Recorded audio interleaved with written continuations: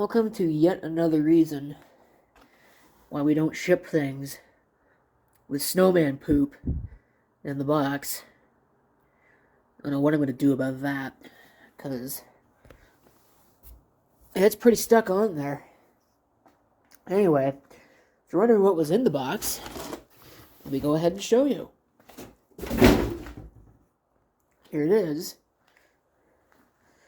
I present for your viewing pleasure the latest and frivolous eBay purchases, arguably indefensible eBay purchases. This is, if you can't read the title on the screen, a Dell Optiplex 170L. And it's not really doing too badly in terms of dirt duty. There aren't a whole lot of videos on YouTube of these. And of the ones that are in existence, the ones that I've seen all show computers that basically inhaled the family cat and did basically nothing else. Now, if you take a look at this, it basically reminds you of the MyTac Dells. I don't have one sitting around to prove it. I believe the case is the same. I'm not sure if it was made by MyTac, but my guess is that it probably was, and the difference is that it has a different faceplate on it. This also has a floppy drive, which from what I understand is also not a particularly common option on these. But it was something that I wanted because real computers have floppy drives, particularly ones of this age. It's a DVD-ROM, CD or W. I might replace that with an upgrade. I don't know. I haven't decided yet. I'm not sure this is the original floppy drive,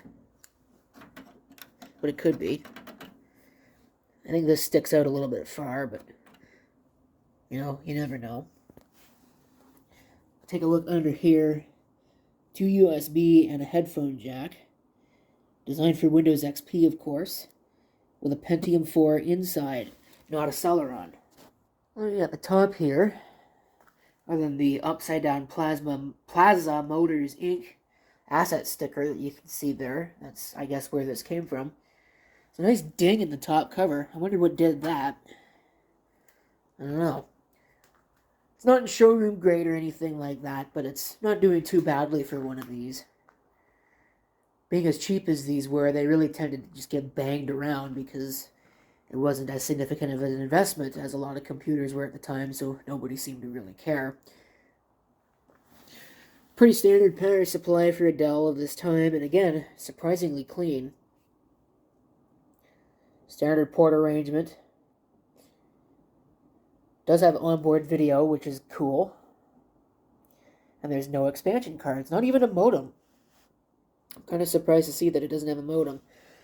I'm a little disappointed to see that this has a Daytec fan in it, because the problem with these Daytec fans is that they will run forever, but they will grind mercilessly like they're making coffee while doing so. And they're really noisy. Some of them are extremely noisy. You wonder how they actually work, but they will keep on working forever, and you can oil them as much as you want. Doesn't change anything at all. They still grind and grind and grind. Now, this is a toolless, well, that part of the case is toolless anyway, to get the cover off. But before I do that, you can see, here this is. It's a 3 gigahertz Pentium 4, which actually is pretty decent for one of these. With 2 gigs of RAM, which I think is the maximum that this supports. So, I can't imagine that that's what this shipped with. But maybe it did. Oh, I was hoping that sticker would just peel off, but I guess we can't just get that lucky. Well, there we go. Almost. It almost peeled just right off. So, yeah, I don't really need that. There's some hair stuck to that sticker. Icky. Let me get the side cover off of this. Okay, taking a look inside here. Don't see anything particularly special. This is, of course, what I understand to be basically a cut down version of the Dimension 4600, similar to the Dimension 3000. In that you can see there's artifacts for an AGP slot that are populated on the 4600. There's also artifacts for 2 extra RAM slots that are not present on this, that are present on the 4600, and may even also be present on the Dimension 3000 as well, which is also based on the Dimension 4600, and is cut down without the AGP and no serial ATA. This system, as you can see, has a singular lone serial ATA connection. And again, we're not doing too bad in dirt accumulation here. I mean, it will certainly need to have its visit to the air compressor, but yeah, look at that. Yuck. Even a computer that is cleaner than most still has that issue. This looks kind of strange. I don't know what the deal is with this. It's almost like this board is a little too tall or something, or the case is too tall. This looks like, to me, this actually has, yes, it does have the upgraded heatsink. You can see it's copper instead of all aluminum. The plastic clips are even intact. So are the capacitors. It's got to be something of a miracle. Well, fan doesn't grind when you do that, but I'm sure that when I power it up, it's going to make a sound not unlike a lawnmower. I will need to find a hard drive. I think I mentioned that this doesn't have a hard drive installed.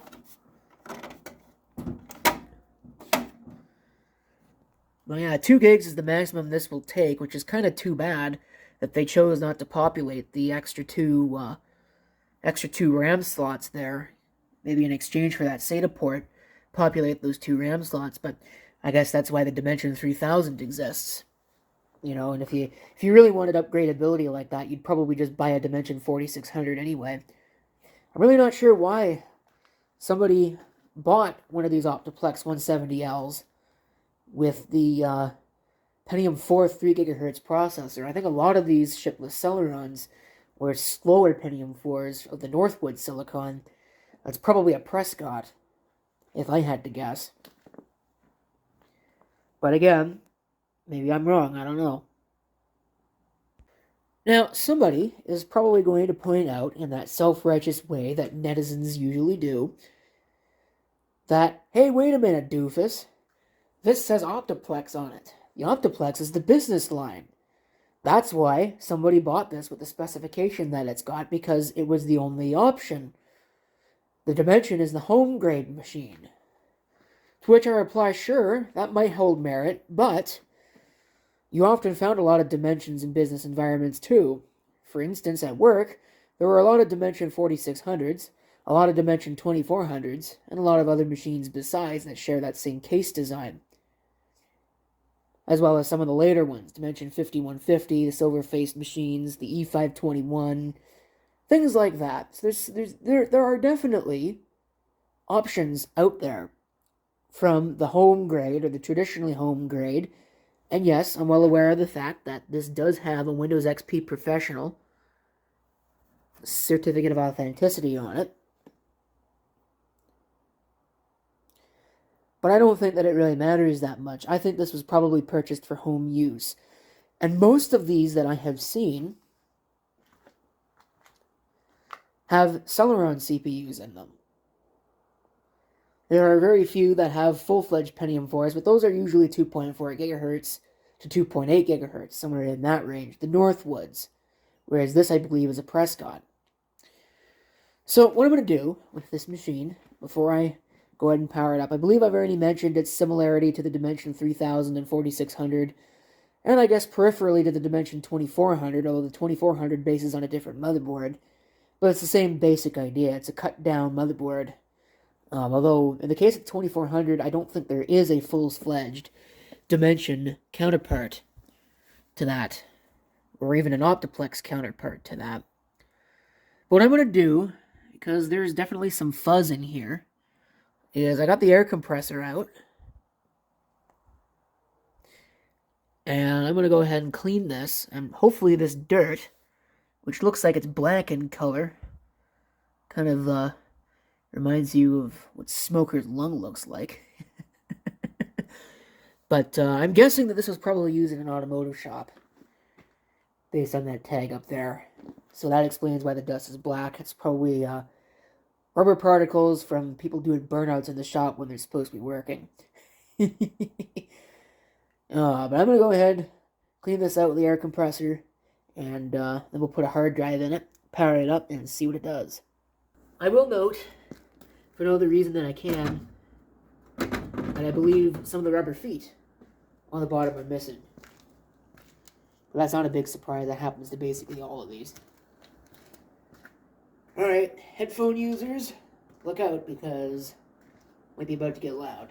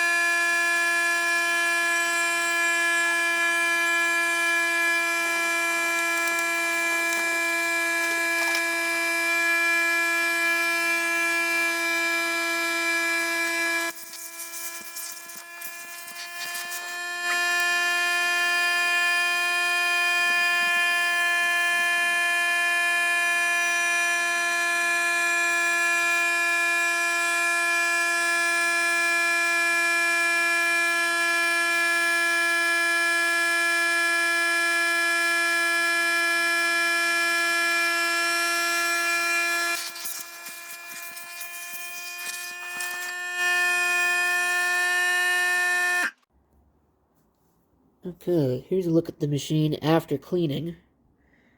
And there's definitely still some evidence of dirt,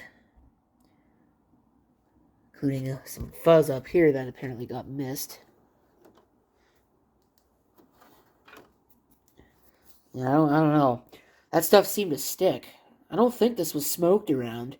It certainly doesn't have that smell to it, but like I said, it was probably used in an automotive shop on the shop floor, so that's probably got all manner of, rubber particles and other airborne pollutants in it that conspire to make it stick to everything. And it's my carefully considered opinion anyway that as soon as these things get dirty, that's pretty much the end of the game anyway. There's not much you're going to be able to do to clean them up. And a system like this, Pentium 4, is really not going to be showroom grade these days anyway. In fact, it's almost questionable why somebody would even bother to spend money on one. And admittedly, I'm not convinced that I can really justify that either. But I wanted an example of these in this case, because there's something about this case design that's very intriguing to me. I don't really know why. It's not particularly explicable. Other than the faceplate, they're pretty much identical to all the various dimensions. I don't know why this cable's not going into place. Now, like I said, other than the faceplate, they're really not that interesting. Just another Pentium 4, really. But I have an example now. So there's that. Put a hard drive in here. This is just an 80 gigabyte drive. It's a Western Digital. Little piece of helpful advice to users of Dell systems, of this particular vintage anyway. If you get one of these and you find that it won't detect drives properly, make sure that you have jumpered the drives for cable select. Because a lot of these systems don't actually let you jumper master and slave directly.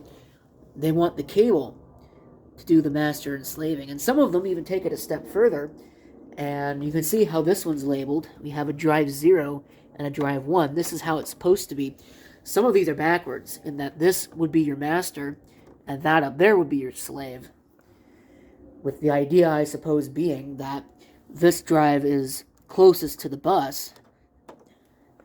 So I guess in that sense it makes sense, but yeah, it's definitely backwards. That's not how most of these systems were done. Alright, let me go ahead and set this thing up and we'll see if it actually works. Alright. There's the machine plugged in. Somehow or another, I'm getting the feeling that something bad's about to happen. But, oh well, I guess if it does, it'll happen on video. Beep code. Don't have an amber LED. That sounds like the beep code for a memory problem.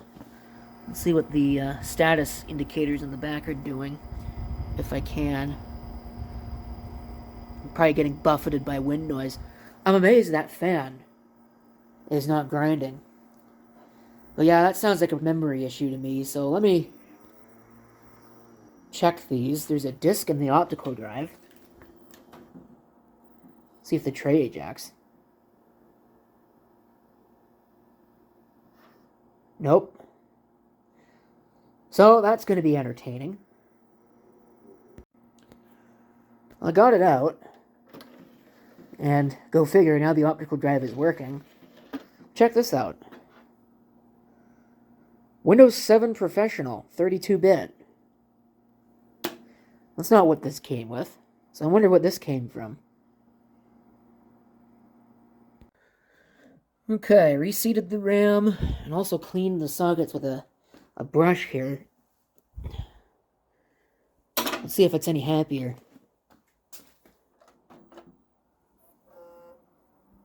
That's a lot more. Holy crap.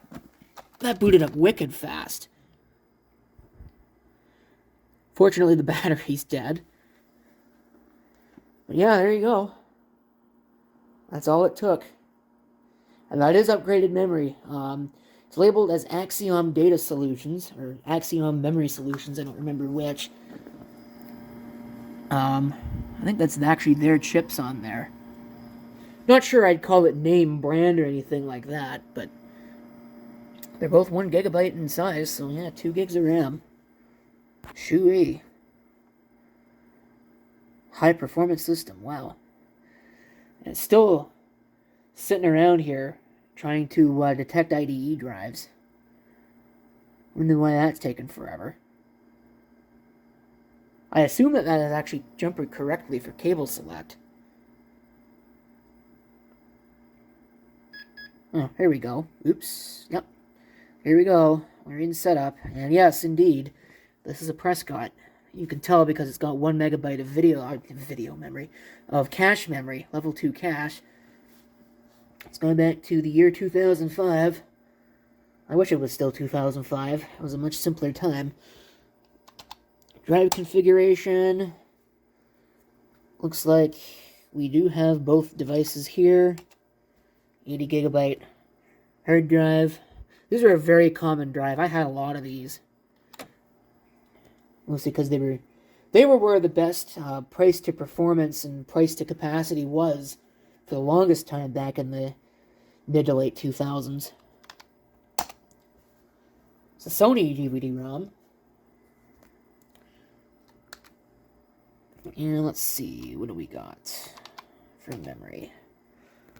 2 gigs, dual channel. I believe that was another difference between this and the Dimension 3000.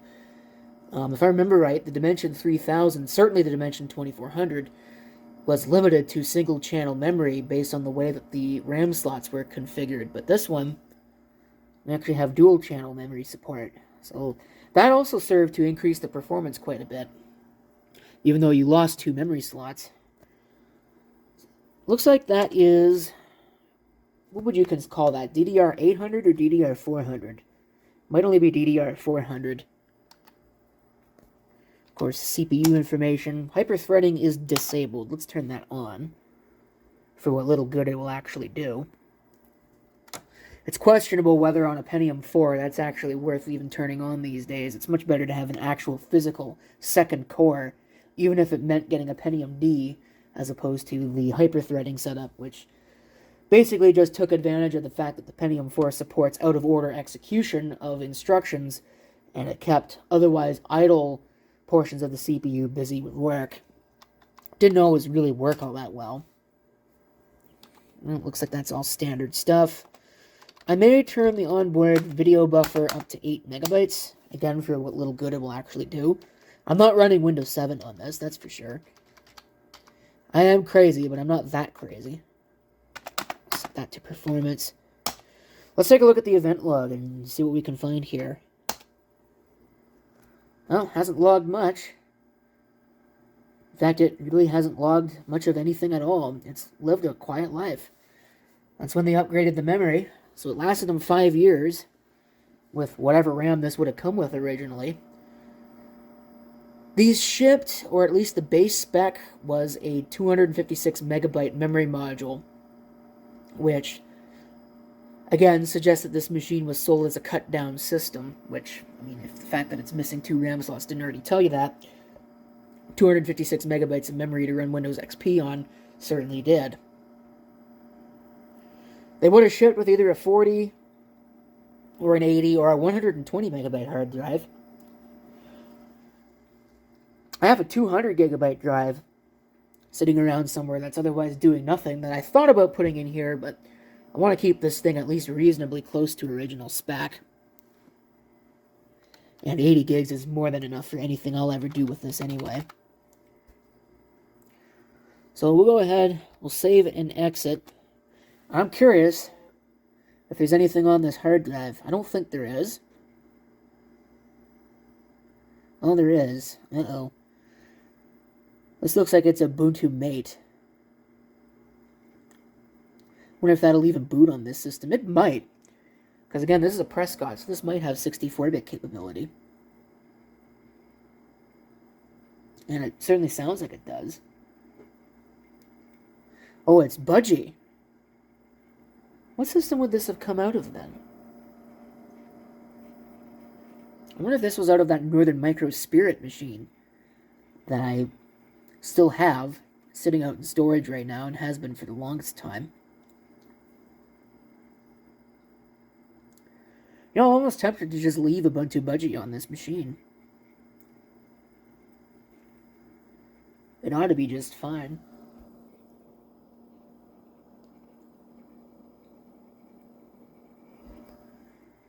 Those LEDs are nice and bright. That's one advantage of this over the clamshell designs, which always had a problem with dim LEDs, even when they were brand new. It's really quite ridiculous. So let's see here. What is this? The mouse works. Yeah, this really isn't that bad. In fact, it's quite good. It's quite zippy for what it is. But then again, the system that it came from was also a Pentium 4. If this was, in fact, that Northern Micro Spirit machine. Let's see. I am looking for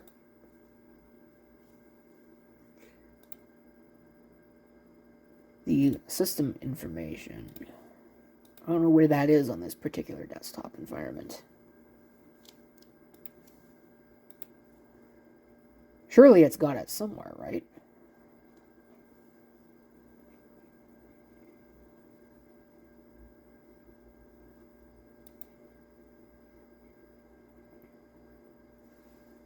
Is this the same application I just had? Nope, this is the standard Ubuntu one. Alright. Yep. That's where this came from, Northern Micro. I probably pulled this out when I put a SATA drive in that machine. So it's actually probably an identical processor to what was in that machine. Although I think it's got more memory. Although, maybe not. And this is the 32-bit version of Ubuntu. So that's not really going to work any longer, because that's actually starting to matter in this day and age. There's a lot of contemporary operating system and even some other pieces of contemporary software that don't support 32-bit platforms anymore, which I think is kind of sad, but at the end of the day, you gotta factor in the fact that these machines are at, if not, or approaching, if not at, 20 years of age now. So, that's a sobering thought to think of a Pentium 4 as being almost 20 years old. Oh, wow. I think I'm going to replace this operating system irrespective of that, because this is a pretty old version. I don't know how updatable it is, and I might as well start fresh. Okay, back to the Dell.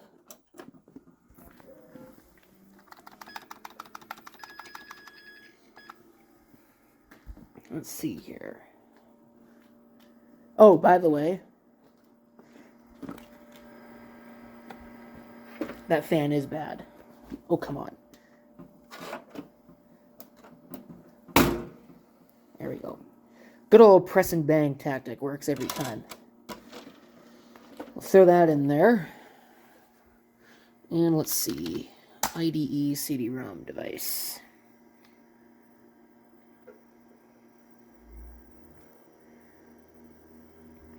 This is Peppermint OS with a Devuan base. And I'm feeling bold. It's the 64-bit version. So we'll see if this thing actually supports it. And if it'll boot that. And how well it'll run. Of course, I'm using the onboard Intel video. Given this is PCI only, I don't think there's any card out there that's going to be better than the Intel integrated video. Ah. Nope. I'd forgotten about that with the socket 478 Pentium 4 Prescotts. Even though the 775s are usually 64-bit, the 478s are not. So, back to the drawing board with that. Okay, 32-bit version is now loading. So, there is that. I'm not sure if there actually are any socket 478 Pentium 4s that support 64-bit computing. And it really is kind of too bad that they do not. Because, well, yeah, no, it wouldn't. It certainly wouldn't. It'd be 32-bit only. And that might even be like a BIOS or a chipset limitation on this system, as opposed to the actual CPU. Because if I remember right, the 775 version of this is a 64-bit chip. But this one's not. So, again, the difference is purely elementary, given this system will never really see more than 2 gigabytes anyway. I think there are 2 gigabyte DDR400 memory modules out there, or 2 gigabyte DDR in general. However, most of those, at least any of the ones that I've ever seen, are high-density modules, and those don't tend to work in really much of anything. And it's questionable whether they'd work in this. So, we'll let this start. Hopefully we'll get to a graphical desktop, and I can actually initiate the installer, and then we can wrap this thing up. Alright, here's our desktop. Let's see if our mouse is detected. Yes. I'm going to close out of that. This is not the default desktop environment. The default desktop is XFCE. This is what's called, you're supposed to call it GNOME, but I've always called it GNOME. I don't really know why. I guess it's because a lot of the applications, or at least when it came out, a lot of the applications were preceded with the letter G, as opposed to the KDE, where everything was preceded with the K. So it was just kind of a logical comparison for me. But this is what's called GNOME Flashback. I'm going to call it GNOME in this video, just for simplicity's sake, because I'll let that slip several times, so I might as well just call it that. This is the GNOME Flashback desktop, which basically looks like GNOME used to look. Now, what I'm going to do, actually, might be a smart thing to do, is I'm actually going to go ahead and plug this into the network. Okay, so now we should be able to run the installer, hopefully without too many issues. Connected to the Ethernet, using my little bridge here. I should, just for the sake of doing it and for the sake of getting them off the floor in here, I should just install a wireless card, but I don't really get much utility or I don't really care for the, I don't really care for the system is not connected to the internet. Are you sure? Looks like it's connected to me. So I'm just going to proceed anyway.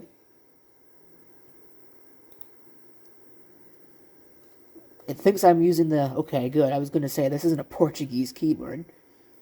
It looks fine. I want to erase the disk.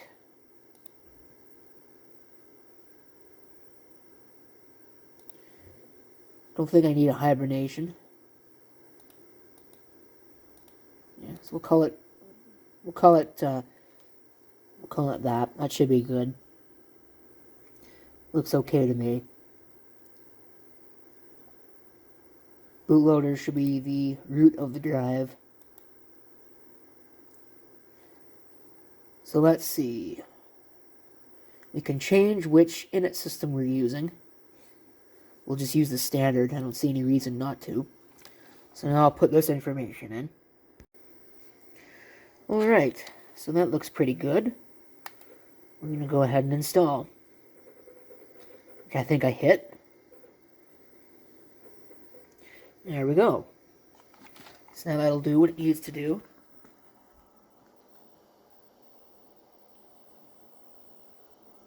And hopefully I will come back once the installer has gone through this, and I can reboot and boot into the new Peppermint Linux install. Alright, all done it says. Okay, where's the mouse? There it is. Other than an incident where it actually fell asleep, the computer went to sleep in the middle of the install process. I didn't know that such a thing would have even been possible, and if I did, well, I would have... That's nice. These buttons aren't disabled, but yet you can't click on them, so... That's nice of it. If I'd have known that was going to happen, I would have actually looked in the settings application and disabled that in the first place. But, oh, whatever. See how long this takes to shut down.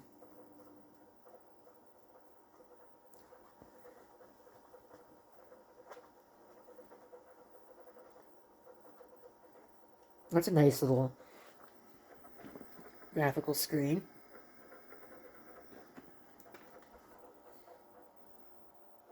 Remove the live medium. Alright. Close the tray.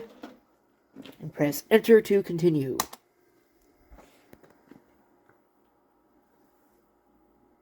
Okay. What's it going to do now?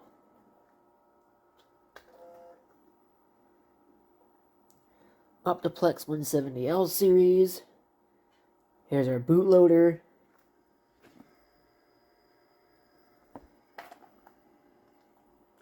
See how long it takes to start here. It's coming from the hard drive now.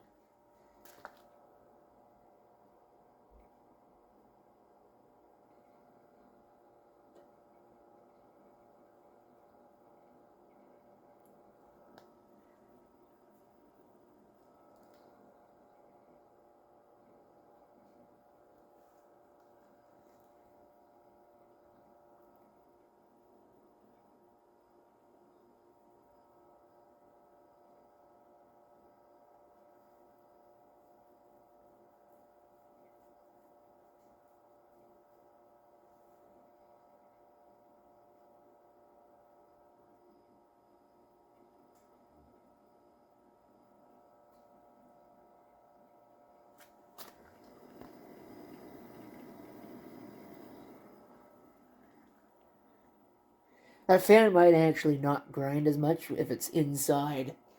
Or it wouldn't grind as much if it were inside. But as soon as this video is done, this is basically just going to go straight out into storage anyway. Long-term storage, because there's really no... I don't have any immediate plans for it. So...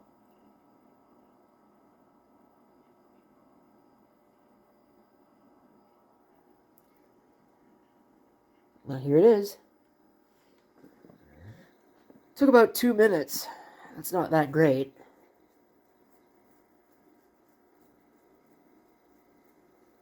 But I suppose for older hardware like this, maybe it's not too bad. Small price to pay for having a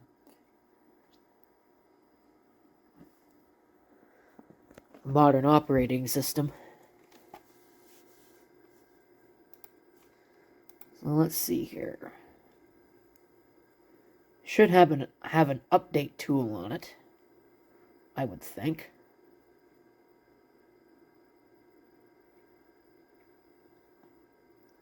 Huh. I thought this would have an update tool on it. I think the older versions do, but looks like this does not.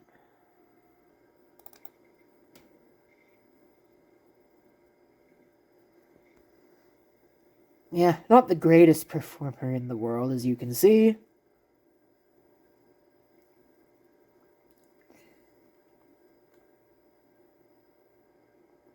Wow. This is actually worse than I thought it would be, all things considered.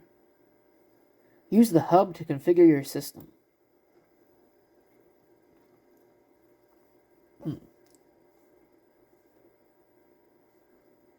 Software tools. Suggested packages.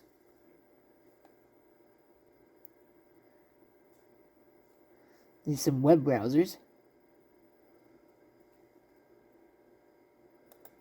I've always been partial to Firefox anyway. Oh, now it wants my password. Well, that was a nice little glitch. Apparently, I typed in my password with caps lock on. Oops. So I'm going to have to fix that, because I won't remember that the next time I go to power this on.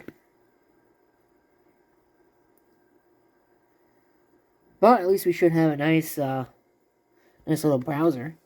Your living room? Use molding for beautiful transformation. So I've discovered, I headed to Toronto Plus to get everything I needed quite for by this accident, project. They have such a great selection of trim and chair rail, plus all the other supplies you need for this project. that this computer actually has the business audio speaker. But, wow, YouTube is a little bit much for this. Actually, it's a little bit more than much for this.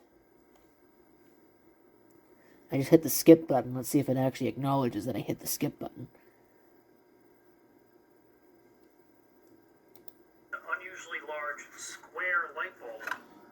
You don't see them in that shape anymore.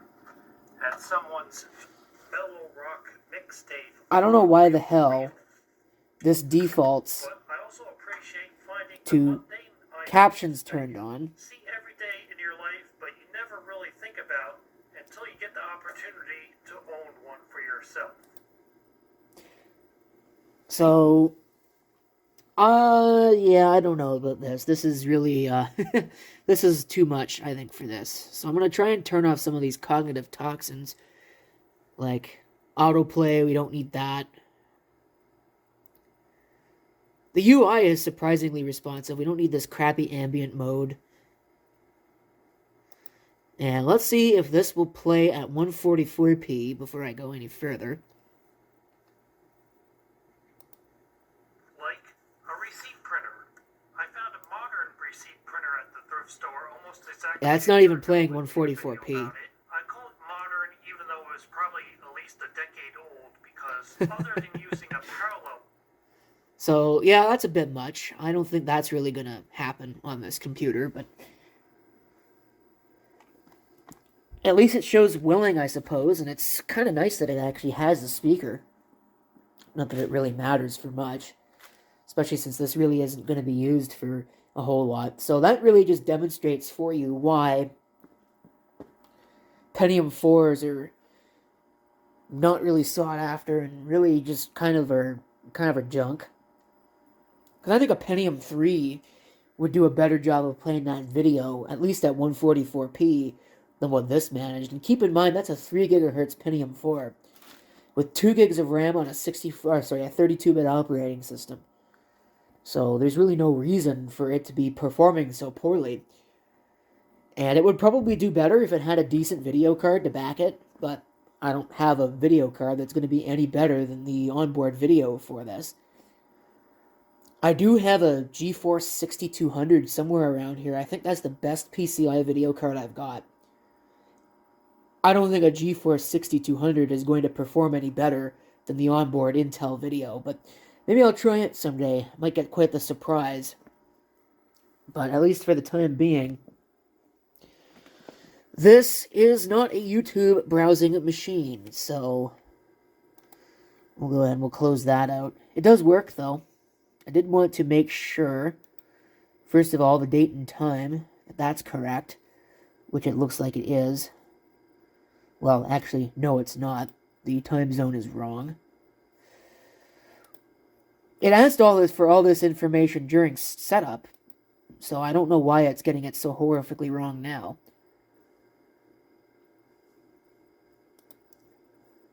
Kind of weird. But, I mean, it is correct. I kind of wonder what else that it's managed to get wrong. That's all correct. Power options. Yeah, screen blank. We don't need that. This is a desktop. It's a Pentium 4. What's the point of saving energy anyway? Turn all that junk off. Now, the power button should turn the computer off. That's why it's called a power button. So, there you go. There's your Dell Optiplex 170L and an overview of the machine that I've got here. Really, I only wanted this because I wanted an example of this particular case, because for one reason or another, I happen to think that this case looks pretty cool. It's a lot more interesting to me than the MyTac Dells and the clamshell Dells that you usually think of when you think of a Dell from this era. This could still well be a MyTac case. Again, I'm not 100% positive on that, but the faceplate's obviously a little bit different. This is... Well, I'm trying to think. No, it would be about the same as the other machines, because the other machines both have two 5 1/4 inch bays as well. But they seem like they're a little bit more compact, at least to me. But maybe they're not, I don't know.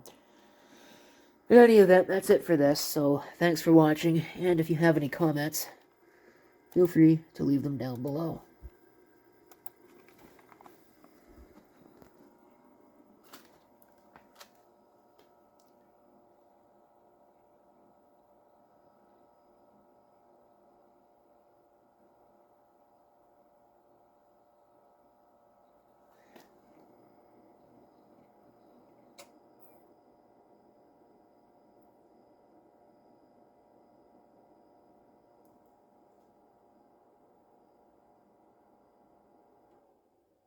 I was going to say, this machine should support ACPI.